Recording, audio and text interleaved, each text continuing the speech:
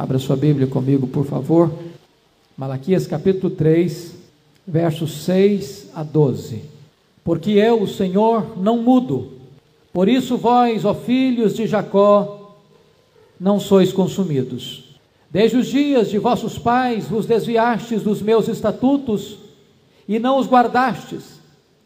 Tornai-vos para mim e eu me tornarei para vós outros, diz o Senhor dos exércitos.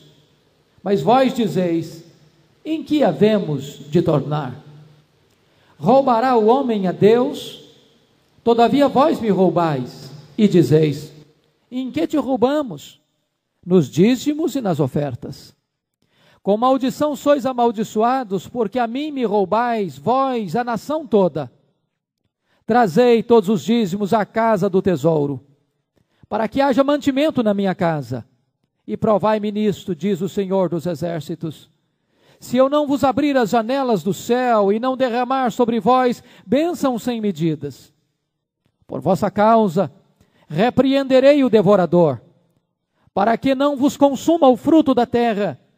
A vossa vide no campo não será estéril, diz o Senhor dos exércitos. Todas as nações vos chamarão felizes, porque vós sereis uma terra deleitosa, diz o Senhor dos exércitos. Amém. Tema da nossa meditação, um chamado à restauração. Um chamado à restauração. Nós vimos quarta-feira passada que Deus foi colocado no banco dos réus pelo povo de Israel. Deus fez pesadas acusações contra Deus. E nós vimos como o próprio Deus, da posição de réu, passa a posição de juiz e de testemunha contra aquele povo. O mesmo ambiente de um tribunal ainda prevalece, só que a tônica agora é diferente. E você vai notar, em primeiro lugar, neste ponto da introdução, que nós estamos diante de uma audiência conciliatória. Deus é quem agora chama o seu povo a uma conciliação, a um tempo de restauração. Deus convoca o seu povo a refletir, a pensar, a acertar a sua vida com Ele. Diríamos que esta é uma audiência conciliatória. E o próprio Deus toma a iniciativa de chamar o seu povo para um acerto com Ele, para um tempo de restauração. Você vai notar o segundo aspecto, os termos da conciliação também são estabelecidos.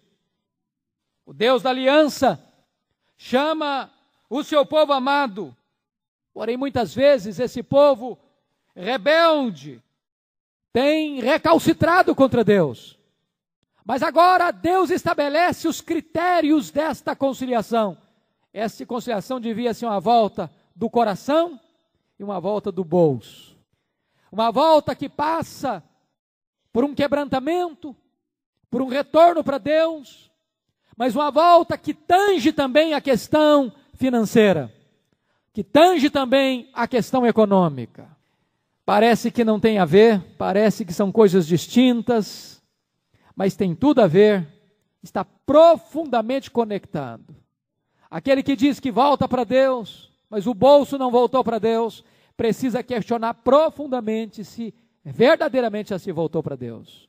A conversão que não passa pelo bolso, a conversão do coração que não passa por uma entrega total da vida financeira a Deus, precisa ser profundamente questionada. Essa volta toca o coração e toca o bolso. É uma volta espiritual e uma volta também econômica. Converte o coração e converte as finanças.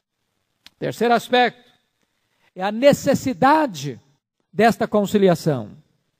Você nota que Deus está dizendo que se o povo se voltar para Ele, Ele vai se voltar para o povo. Há uma condicional aqui. Tornai-vos para mim, e eu me tornarei para vós outros. É Deus quem toma a iniciativa. Mas Deus coloca nas mãos do povo a decisão. E Deus propõe para o povo duas coisas. Bênção, caso o povo obedeça. Ou então maldição, caso o povo continue na rebeldia. O Deus a quem servimos não pode premiar a rebeldia nem a desobediência. Ele é o Deus da verdade. Ele é o Deus da justiça. E Ele está num tribunal. Ele está diante de uma audiência. A audiência é de conciliação, mas é necessário que a outra parte se arrependa, se volte para Deus e acerte as suas pendências com Deus. A escolha é inevitável, ou a bênção ou a maldição. Dito isso a nível introdutório, eu chamo a sua atenção então para esse aspecto, um chamado à restauração. Primeiro ponto da nossa mensagem diz o seguinte: a restauração está fundamentada no caráter imutável de Deus. A sua Bíblia aberta, versículo 6, olha aí por favor. Porque eu, o Senhor, não mudo, por isso vós, ó filhos de Jacó, não sois consumidos. A restauração está fundamentada no caráter imutável de Deus. Deus é imutável em seu ser. Essa é uma coisa extremamente importante. Deus é imutável em seu ser. Nele não há sombra nem variação. Jesus disse: eu sou o mesmo ontem, hoje e para sempre.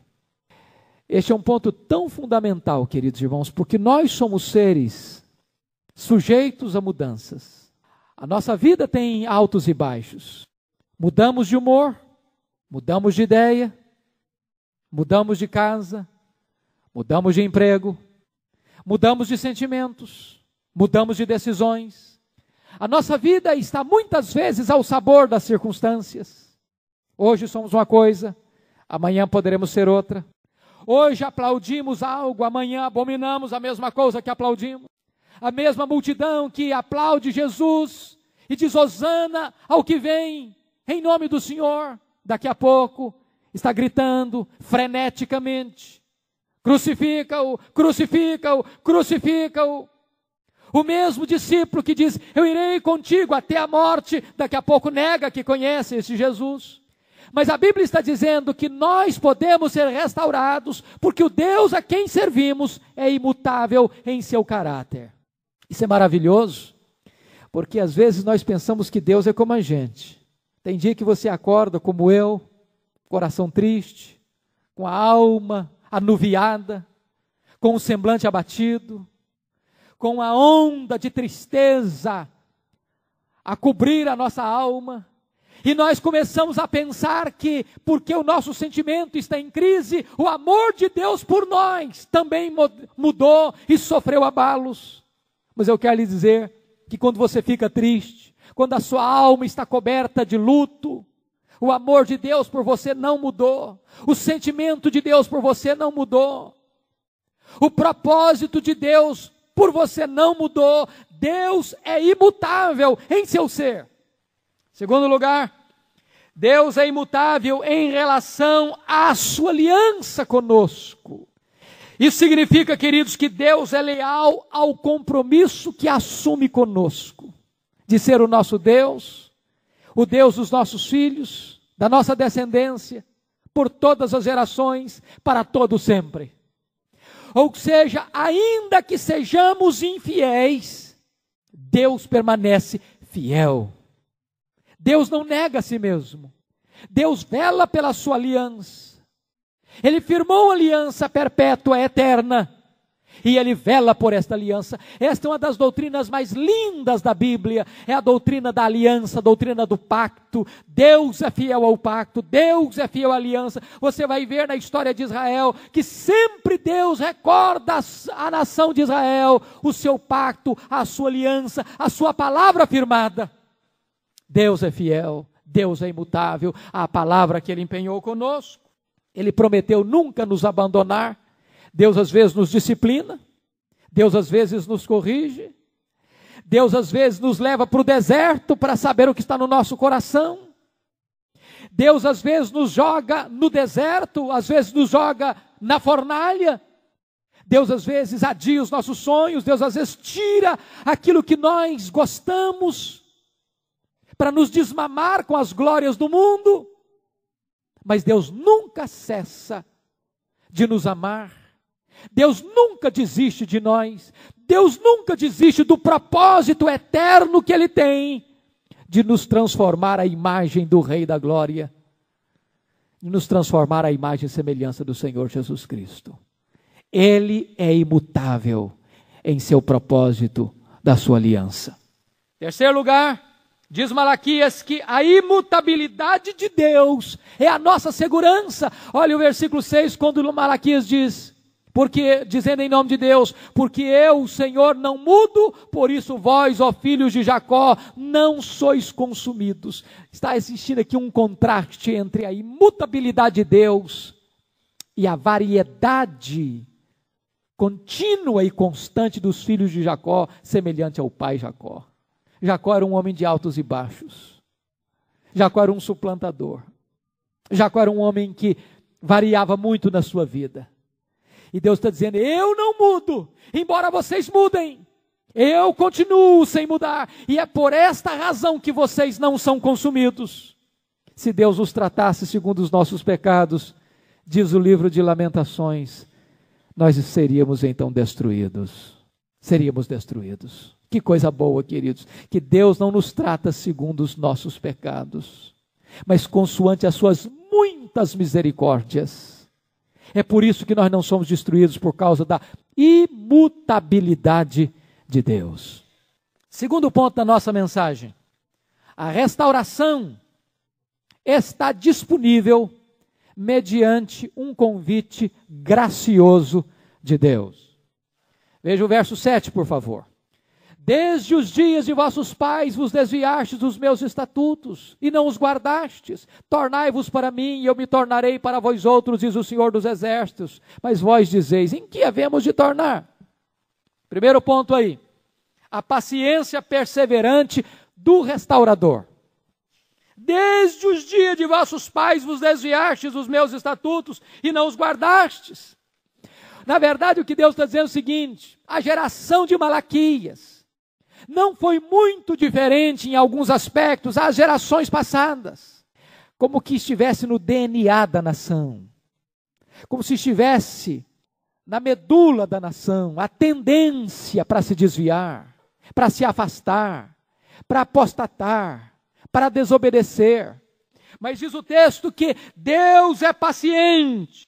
O povo se desvia, o povo se afasta, o povo desobedece, e Deus continuamente está atrás desse povo, está chamando este povo, está buscando este povo, está perdoando este povo, está conclamando este povo ao arrependimento e à restauração.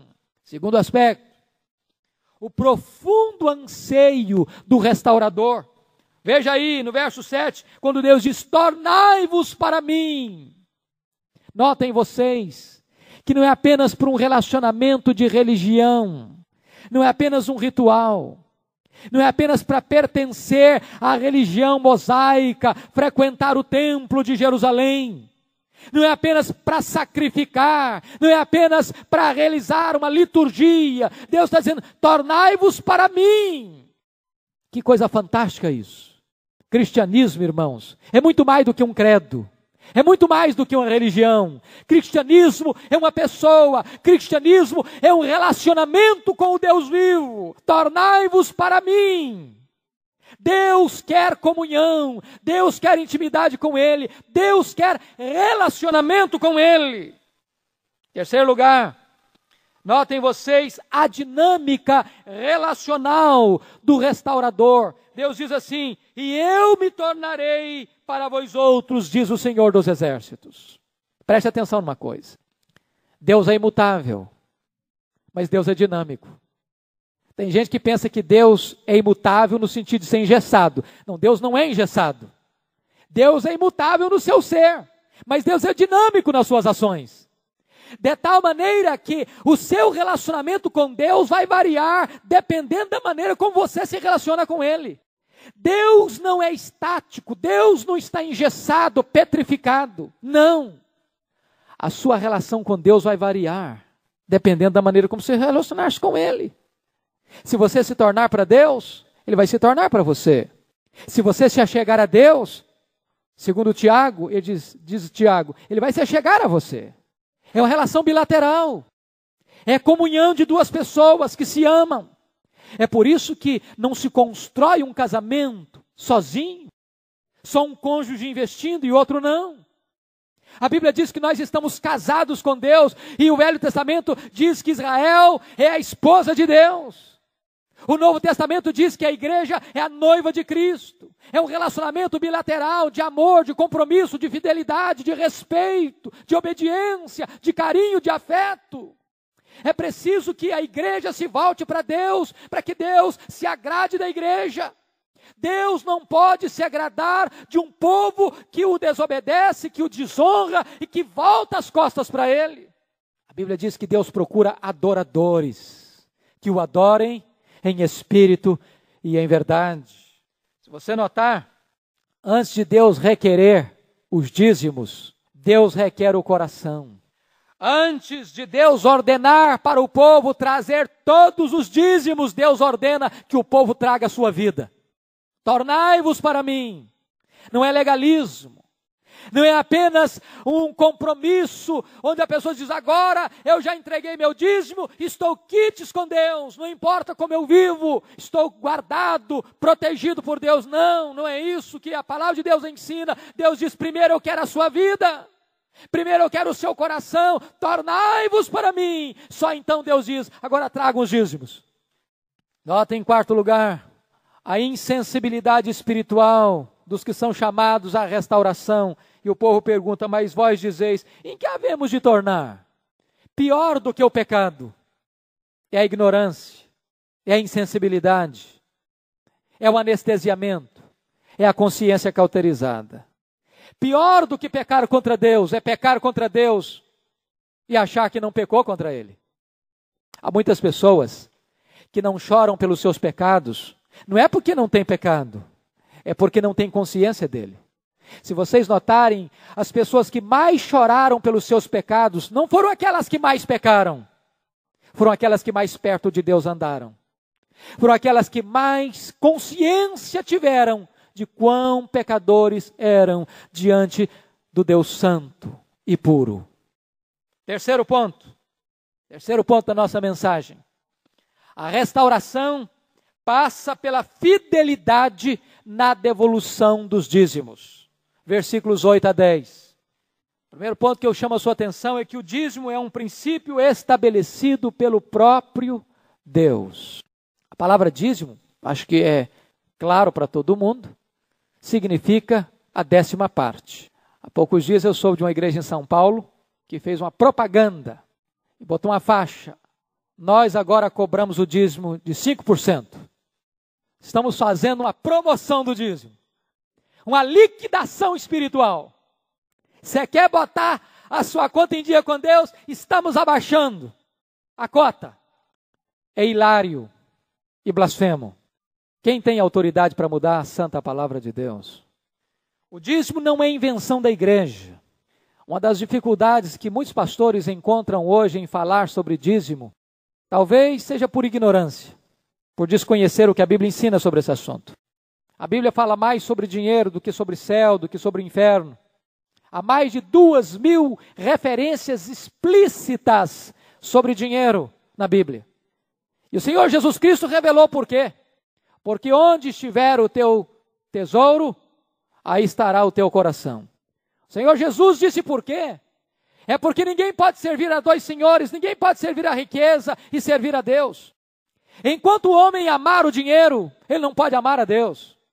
Foi por isso que o Senhor Jesus disse para aquele jovem rico, vai e vende tudo que tem, dá aos pobres, depois vem e segue-me. Jesus nunca pediu para as outras pessoas venderem tudo. O que Jesus falou para aquele moço rico foi pedagógico, é porque Jesus conhecia o coração dele e sabia que o Deus dele era o dinheiro. E enquanto ele não desistisse daquele Deus, daquele ídolo, ele não poderia ser um discípulo de Jesus Cristo. Outra razão por que as pessoas têm dificuldade em falar sobre dízimo é porque hoje há atitudes inescrupulosas, fraudulentas, pecaminosas, vexatórias em muitos púlpitos chamados evangélicos por este país e por este mundo. Pessoas que com total disfarçatez comercializam o sagrado. Pessoas que em nome de Deus enchem os bolsos e se enriquecem com a boa fé ou a credulidade infantil daqueles que se tornam massa de manobra nas mãos de aventureiros da fé. Nós não podemos, por causa dos desvios, dos exageros, daqueles que não temem a Deus, deixar de pregar a verdade de Deus. O dízimo é santo ao Senhor. Deixar de falar sobre esse assunto é omissão. Deixar de pregar sobre dízimo é impedir que a igreja de Deus seja abençoada. Quando um crente retém o dízimo de Deus, ele está debaixo de maldição, enquanto poderia estar debaixo de bênção. Por isso, o dízimo, ele não é opcional, ele é mandamento. Não é oferta, é dívida. Não é sobra, é primícia.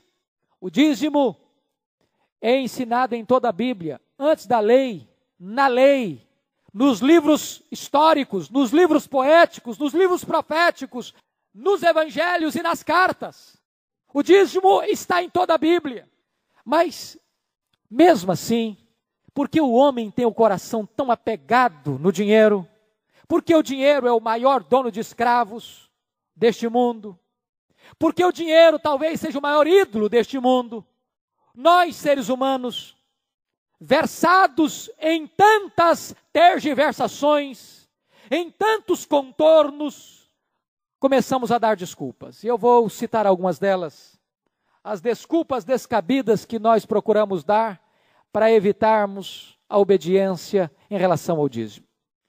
A primeira justificativa que às vezes nós damos é aquela chamada justificativa teológica. Eu não entrego dízimo, eu não devolvo o dízimo porque o dízimo é da lei, e eu não estou debaixo da lei, eu estou debaixo da graça. Ainda que o dízimo fosse só da lei, você já devia pagar o dízimo. Porque em lugar nenhum a Bíblia diz que o Senhor Jesus veio para abrogar a lei. Ainda que fosse só da lei, nós deveríamos ser dizimistas. O Senhor Jesus Cristo disse que os fariseus eram hipócritas, porque davam o dízimo do endro, da hortelã e do cominho e negligenciavam o principal da lei, a justiça, a misericórdia e a fé. O que Jesus está querendo dizer? Que a justiça, a misericórdia e a fé também são da lei. Ora, aqueles que usam este expediente para não serem dizimistas, que o dízimo é da lei, então deveriam, em nome da lei, sentirem-se também desobrigados de cumprir a justiça, a misericórdia e a fé, porque também são da lei. Mas a palavra de Deus nos afirma que nenhum de nós, em sã consciência, pode se sentir desobrigado da justiça, da misericórdia e da fé, porque sem isso não há cristianismo.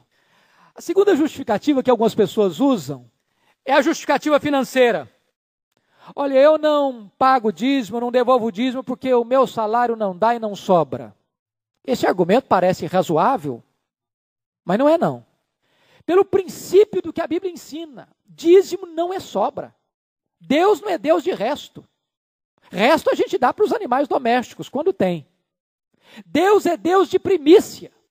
Em lugar nenhum na Bíblia você vai encontrar que depois que você tiver todos os seus problemas resolvidos, se sobrar, então você entrega o dízimo. Em lugar nenhum da Bíblia você encontra isso. Dízimo sempre na Bíblia é primícia, é primeiro. Primeiro você paga a dívida, então você tem a bênção de Deus sobre aquilo que Deus lhe deu para administrar.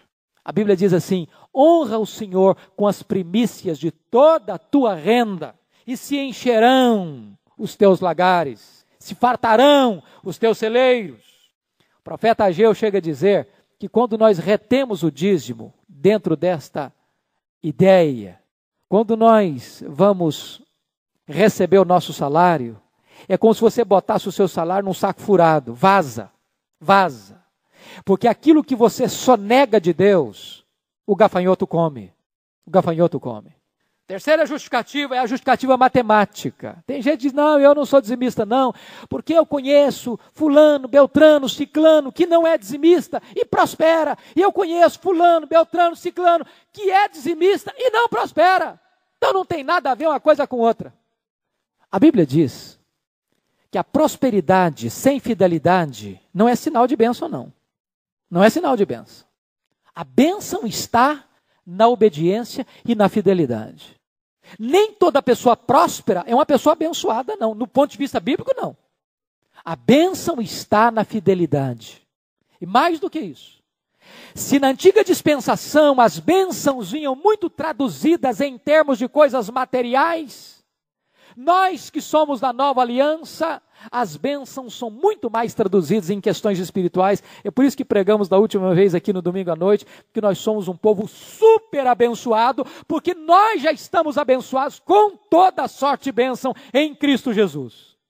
E o apóstolo Paulo diz: meus irmãos, grande fonte de lucro é a piedade com contentamento. Aqueles que querem ficar ricos caem em grandes ciladas e grandes angústias.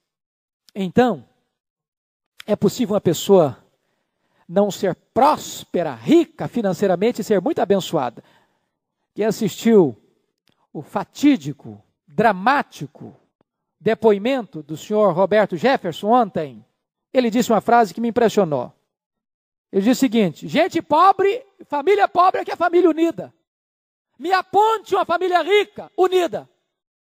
E eu fiquei puxando o fio da memória para tentar ver se eu lembrava de alguma família rica, unida. É difícil encontrar, sabia? É difícil encontrar. Ele diz: o dinheiro divide, o dinheiro separa, o dinheiro gera guerra, gera briga, gera confusão. Limitar a bênção de Deus apenas em cifra é um equívoco. Quarto lugar, a justificativa sentimental. Tem gente que diz: não, eu não sou dizimista ainda. Não, sabe por quê? Porque a Bíblia diz assim: cada um contribua segundo tiver proposto o seu coração, e Deus ama quem dá com alegria. Eu não estou se sentindo motivado, eu não sinto vontade, eu ainda não estou com alegria, então eu não sou dizimista. Esse argumento é terrível. Eu fico imaginando, se eu for pegar um empréstimo no banco, no dia que eu vencer a hipoteca, a nota promissória, eu chegar lá para o gerente e dizer: ó, sou gerente, eu estou aqui para dizer o seguinte para o senhor, não estou sentindo vontade de pagar a dívida, não. Eu estou sentindo no meu coração que eu não estou com nenhuma alegria de pagar essa dívida, então eu não vou pagar essa dívida. Eu acho que vai botar a polícia atrás de mim. Dízimo é dívida. O crente não vive pelo sentimento, ele vive pela fé, e fé na palavra de Deus. Você não tem que sentir, você tem que obedecer, você tem que praticar. Outras pessoas dizem o seguinte: não, eu não sou dizimista não, e a justificativa é a justificativa da consciência. Eu não sou dizimista, mas pelo menos eu dou oferta. Vamos entender uma coisa aqui: dízimo é dívida, oferta é presente.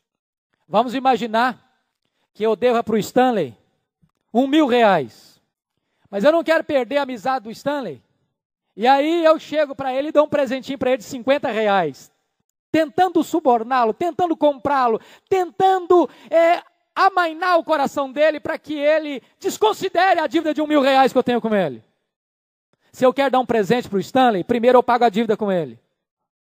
Depois eu dou o presente. Primeiro se paga a dívida, depois se dá presente. Dízimo é dívida. É por isso que reter o dízimo, diz a Bíblia, é roubo. Se não fosse dívida, não seria roubo. Não teria sentido falar em roubo. Eu não posso roubar o que é meu. Eu só roubo o alheio, o que não é meu. Mas há uma última justificativa, para não cansá-los com todas. A justificativa política. Tem gente que diz: não, eu não sou dizimista não, porque eu acho que a liderança da igreja não é sábia o suficiente para administrar o dízimo. Eu quero dizer uma coisa para você. Deus mandou você trazer todos os dízimos à casa do tesouro. Deus não constituiu você nem juiz e nem fiscal do dízimo dele. Agora, a liderança, responsável diante de Deus, certamente vai prestar conta a Deus. Agora, Deus não constituiu você, nem fiscal e nem juiz, do dízimo que não é seu, é dele, é de Deus. Terceiro ponto agora da mensagem.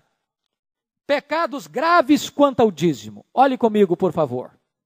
Primeiro pecado grave quanto ao dízimo, com a sua Bíblia aberta, versículo 8, diz assim: roubará o homem a Deus? Todavia vós me roubais. Primeiro pecado contra o dízimo é reter o dízimo.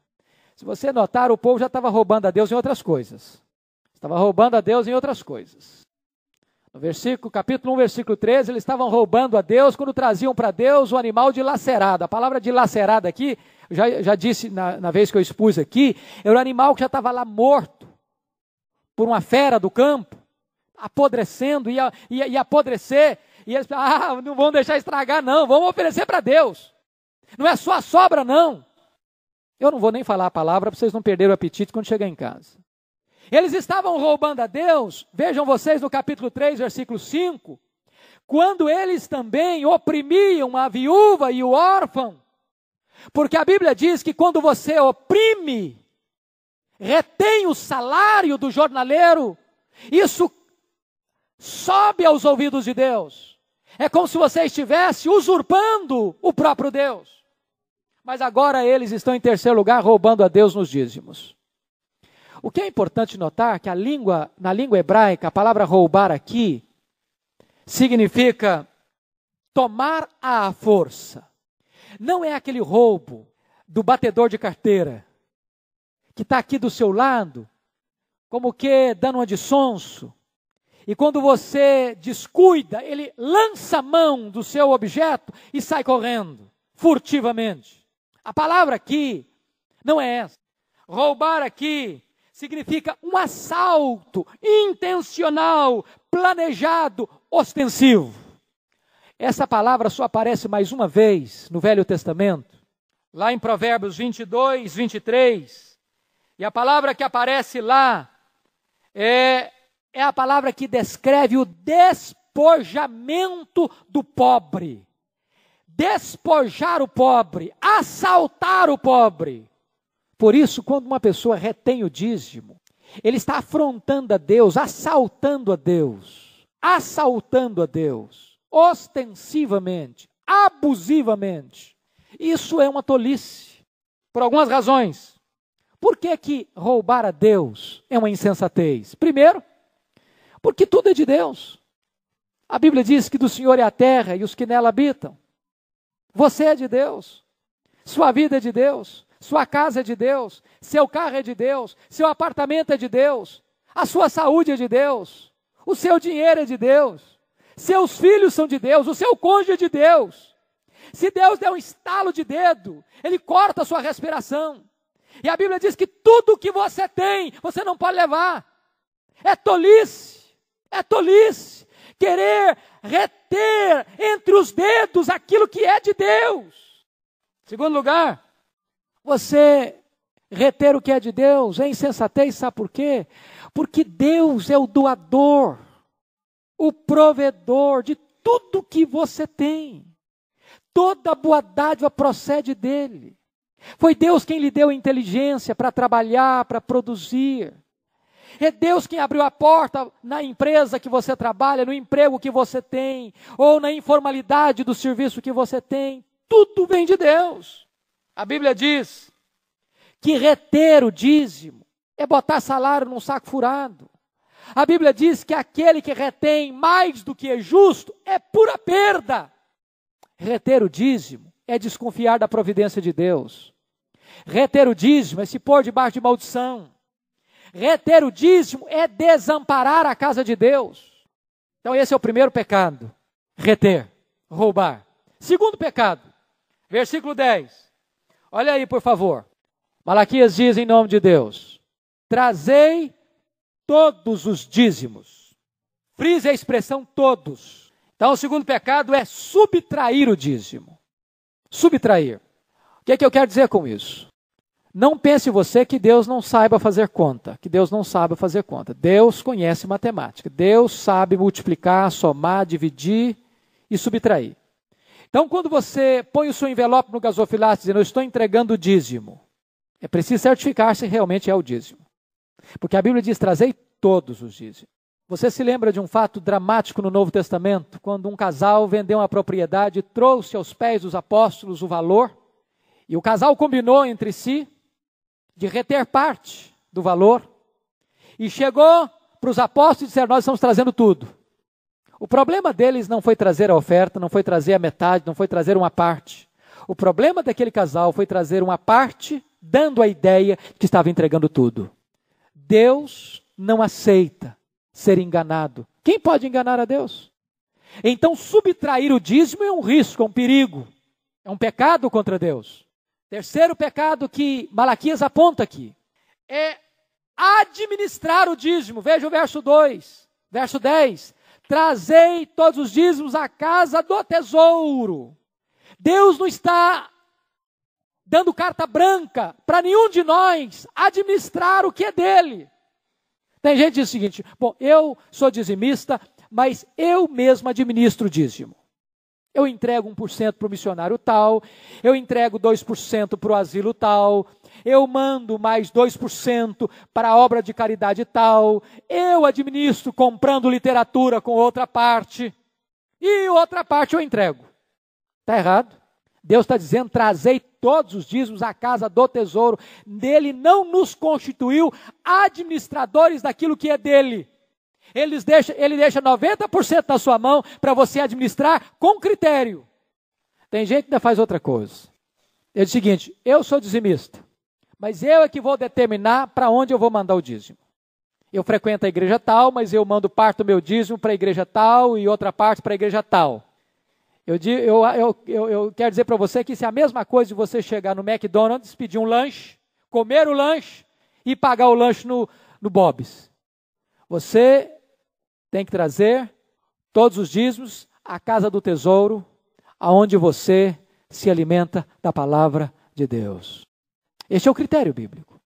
Mas há um quarto pecado que Malaquias menciona.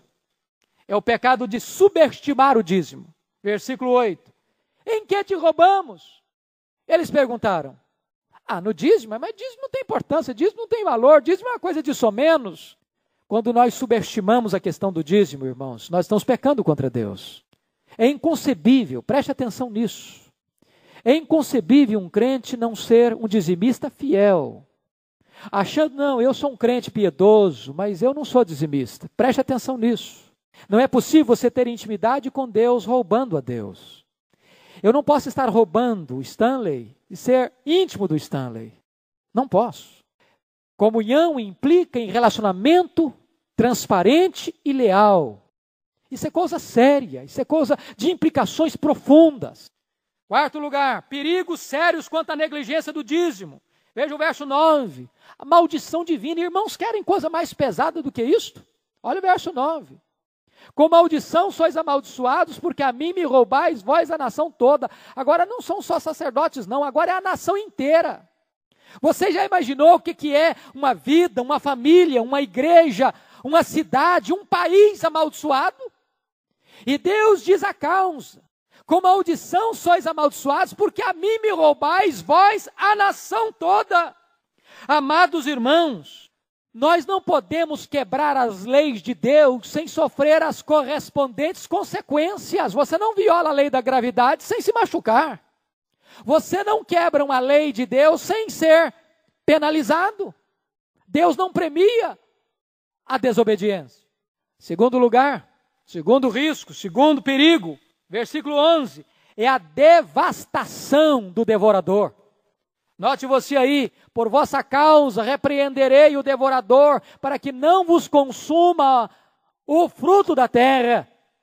Ou seja, se o povo for fiel, Deus repreende o devorador. Está implícito e claro no texto que a infidelidade do povo implica também de que o devorador vai agir livremente, por permissão divina.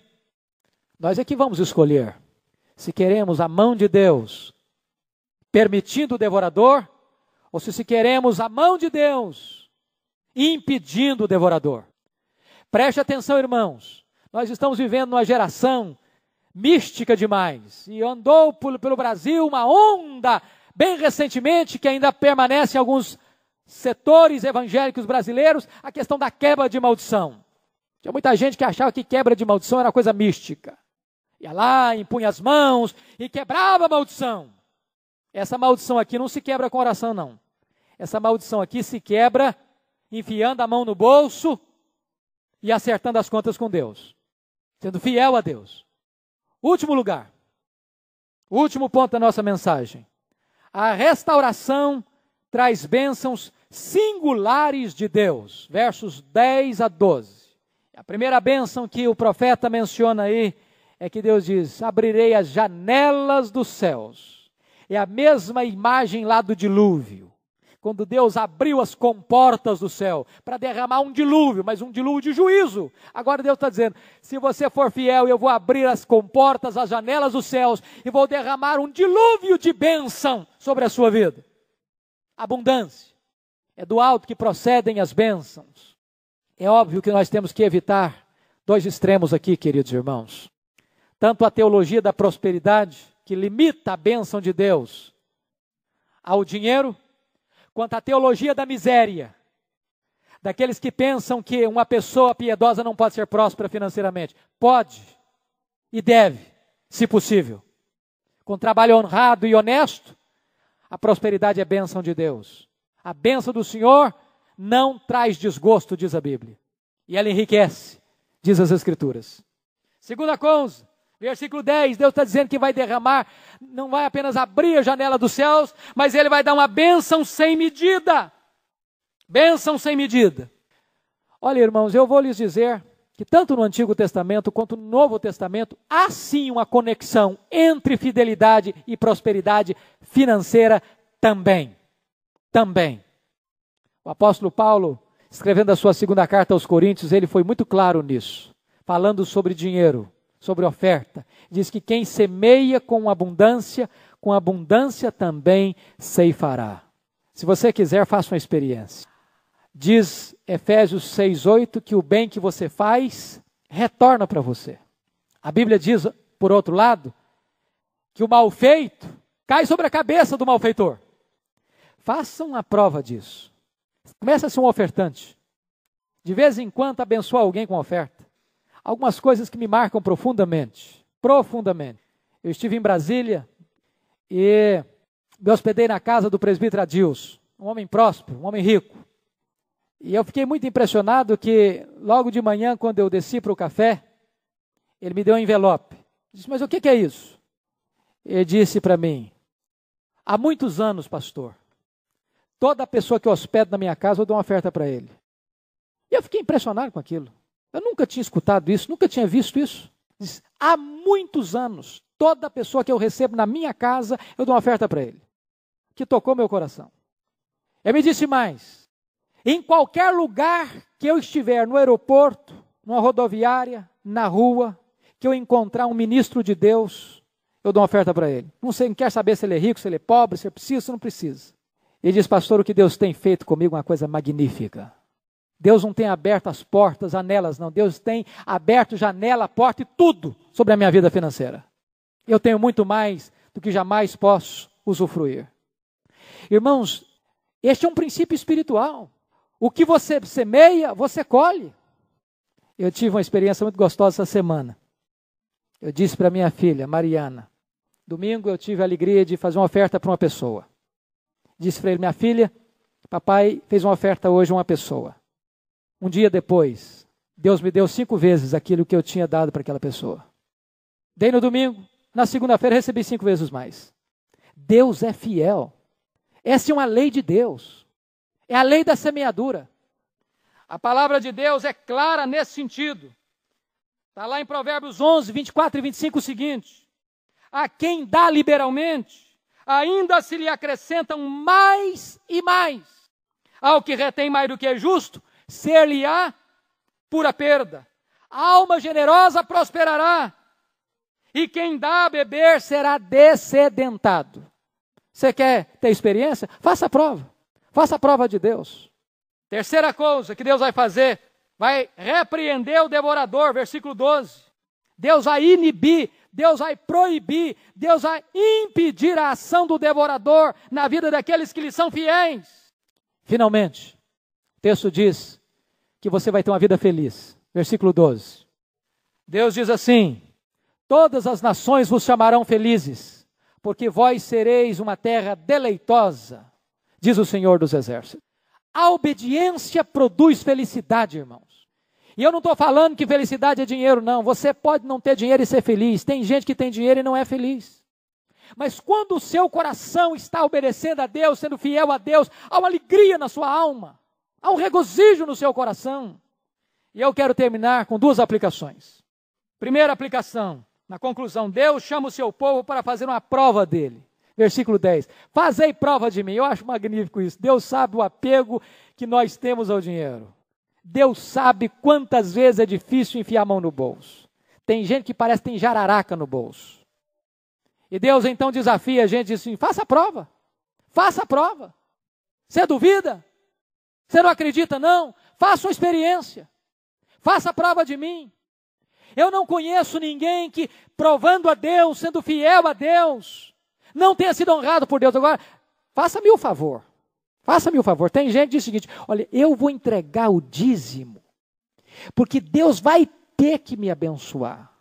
Porque eu quero ganhar muito mais. Olha, se a sua intenção for essa, não traz não. Que Deus não é um negociador de barganha, não. Deus não é comerciante, não. Deus não precisa de dinheiro porque Ele é o dono do ouro e da prata. Agora, se o seu coração amar a Deus e você quer obedecer a Deus, honrar a Deus e trazer com alegria, dizer, Deus é teu, Senhor, eu estou te adorando, meu Deus. Deus é fiel e certamente Ele vai honrar você. Segunda consequência, segunda conclusão prática. Deus está propondo para você e para mim nesta noite 2 caminhos: a bênção e a maldição. A escolha é nossa. A escolha é nossa. Com maldição sois amaldiçoados, porque a mim me roubais. Fazei prova de mim. Trazei todos os dízimos da casa do tesouro. Provai-me nisto, diz o Senhor, se eu não vos abrir as janelas dos céus e derramar sobre vós bênção sem medida. A escolha é nossa. O que vamos escolher? Vamos orar ao Senhor. Curva sua fronte, por favor.